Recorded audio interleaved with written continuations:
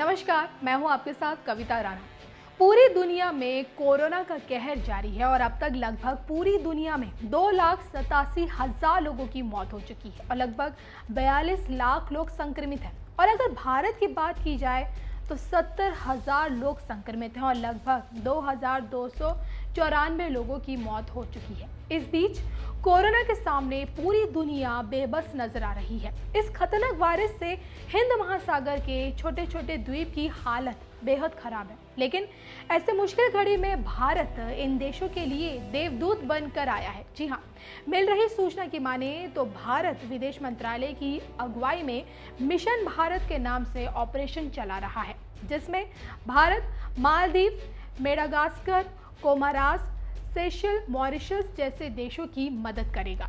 भारत इस मामले में इन देशों की मदद के लिए जरूरी मेडिकल उपकरण, दवा और कोरोना को रोकने के लिए पीपीई किट दे रहा है। इसके साथ ही साथ भारत इन देशों को खाने पीने की सामग्री भी दे रहा है।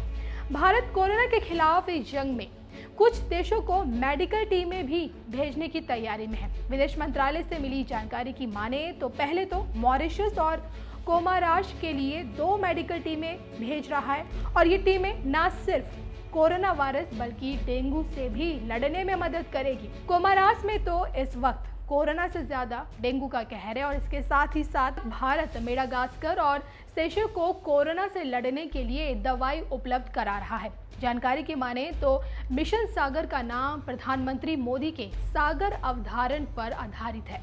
फरवरी साल 2016 में पीएम मोदी ने एक भाषण में security and growth for all in the region का नारा दिया था और इसी को अब सागर कूटनीति के नाम से जाना जाता है। विदेशी मामलों के विशेषज्ञों की माने तो कुछ दिनों पहले ही चीन इन छोटे छोटे देशों पर कब्जा जमाने की कोशिश कर रहा था, लेकिन सफल नहीं हो पाया और अब भारत सागर ऑपरेशन से इन देशों के दिलों में जगह बनाने की कोशिश कर रहा है। फिलहाल तो कोरोना की जंग में भारत ने सेशल को 600 टन सामग्री भेजी है और इसके साथ ही साथ भारत इन देशों के लिए हाइड्रोक्सी क्लोरोक्विन दवा भेज रहा है। तो आप समझ सकते हैं कि कैसे भारत चीन को सागर में हराने की कोशिश कर रहा है और कैसे छोटे छोटे देशों के दिलों में जगह बना रहा है।